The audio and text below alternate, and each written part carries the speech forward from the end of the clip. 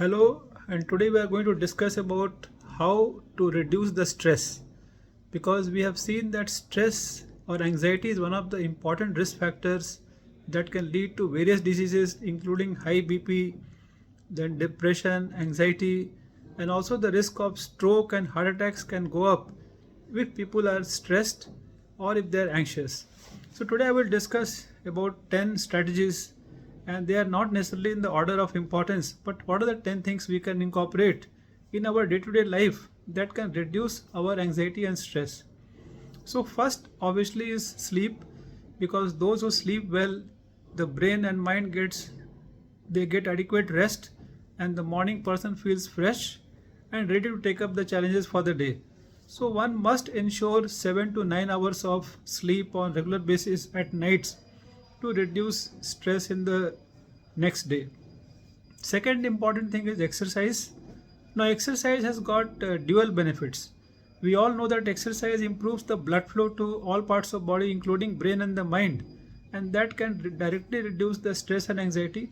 The more important feature is that exercise leads to release of certain chemicals in the brain like endorphins, dopamine, or also called anandamide. So these chemicals they make the person feel good and also stimulate the reward center in the brain, and that is why there is something called as runner's high. So those who are runners among you would have noticed that once you finish your run, then you feel very excited and almost euphoric.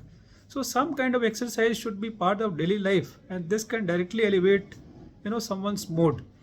And then the next important point is the third point I want to focus is the social life. So man or the humans or woman included, we are all social animals.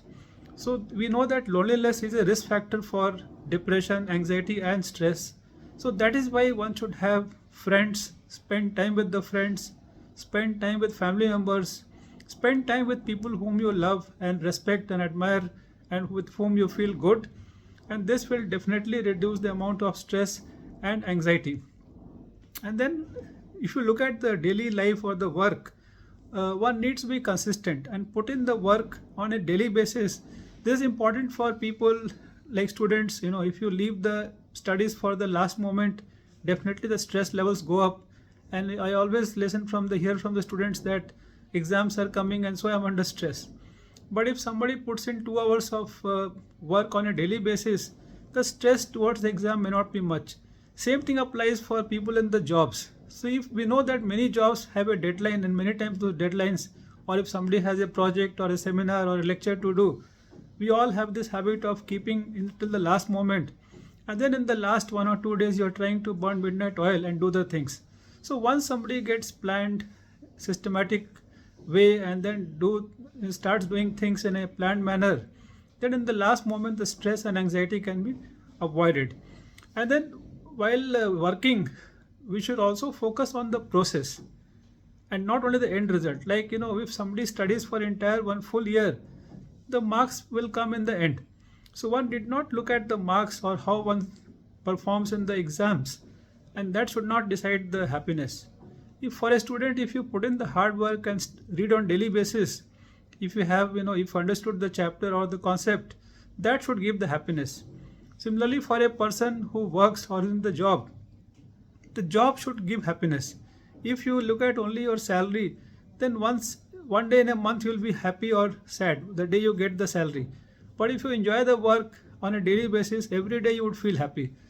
And same way, if somebody is trying to lose weight, so it's not that only when the weight is lost or you see the weight you should feel good. If you are doing if you are adopting healthy lifestyle, exercise and diet, so if you are able to follow those healthy food and exercise guidelines, that should give daily basis happiness rather than just looking at one figure of the weight and making you feel happy or sad. Then one more thing we always look at is when people pass comments, that decides the mood or the how a person feels. Like if the boss says you have done well, or they get appraisal or some appreciation, they feel good. If somebody says you're not doing well, then you feel sad. But that emotional changes or how we feel should not get controlled by external factors, because how good you are or how much well you are doing, that who knows better than you. So if you are doing good in your work, you have done your best, then feel good. Don't wait for the boss or the superiors to appreciate you. Of course, if they appreciate, you should feel good. But if you leave your emotions in the hands of others, whether it's a boss or colleague or seniors or family members, so then there are more chances that you will feel upset more number of times. So the what I'm saying is that do your work, feel good about that, and appreciation or negative comments should not affect someone much. It takes time and effort, but with practice one can learn this kind of behavior. And then do work what you enjoy, because we know that when we are in a job we need to do it for several years, till we retire, or now many days people don't retire also. So it's always good to do some work which you enjoy, and it is not it's not unwise to change your job if you're not enjoying it, because you cannot carry on doing something which you don't enjoy, because 8 to 10 hours in a day we are engaged in our job. So job is something we must enjoy, because many people I meet, they say, the job gives me stress. If they're unemployed, they say, because I don't have a job I feel stressed. But if you have a job also and you feel stressed, then it's time to change the job, or at least try for that. So, and then also the shift duties, always we should look for jobs which doesn't have too many night shift duties or changing shift duties, because it's not good for health in the long run. So that is something we need to look at. One more area of stress is finances, of course, and then people always say I have less finances or less money to do things. What I feel is that we should spend as per our finances. So nowadays it's very easy for us to get loans or do something on credit or use credit cards, but that kind of financial indiscipline can become a cause of stress, especially when the interest rates are rising, as we have seen. So EMIs can go up. So once somebody is capable, then think of spending rather than thinking that I'll be earning in the next few months and few years, so let me spend now and I can pay back with my loans and EMIs.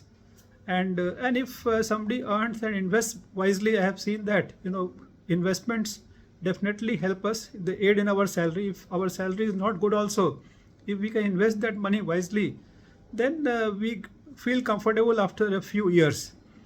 Then coming to the next point is hobbies. So job is something we have to do, but we should have interests other than our jobs also. So we should have some time for leisure activities.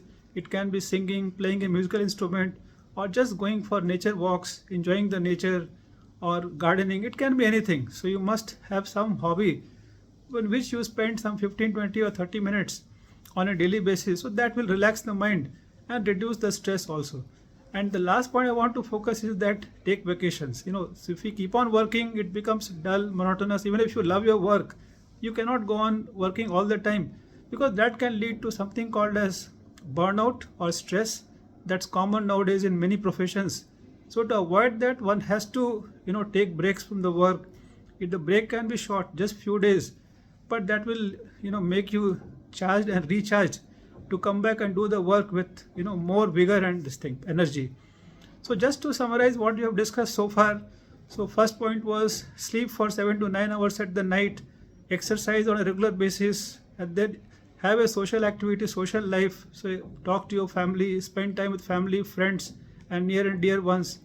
Then be consistent and systematic, and do things well in advance. Don't leave for the last moment. Focus on the process, enjoy the process, and not only the end result.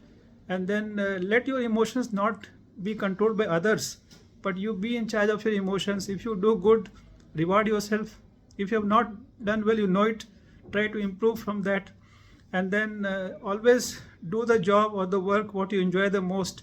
If you don't enjoy something, be ready to change the job also at any stage of life. Have financial discipline and spend as per your limits and your abilities. Have some hobbies, spend some time doing the things that you enjoy other than your work also, and then take proper regular breaks and vacations. So I hope you enjoyed this talk and the topic and the discussion. I'm sure you also may have some points to add. So mention in your comments. If you like this video, please like and share, and subscribe to my channel for more similar videos in the future. Thank you.